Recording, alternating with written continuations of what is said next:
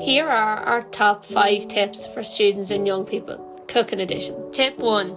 Cook multiple meals at once. You have heated up the oven, then try to bake or roast the maximum number of items to take advantage of the energy. These items can be frozen and used at a later stage. Tip 2. Turn off the oven.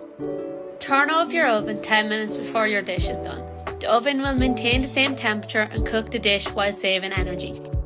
Tip 3.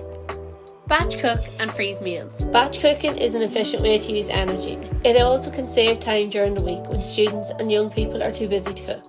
The extra food made can be frozen and used at a later stage. Tip 4.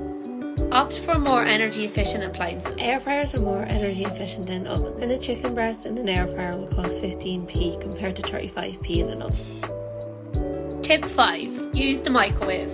The microwave is a quick and cheap way to prepare food. For example, 4 baked potatoes would cost 60p in an oven compared to 8p in a microwave. That is our top 5 tips for students and young people about cooking. For more information, visit our website at www.consumercouncil.org.uk.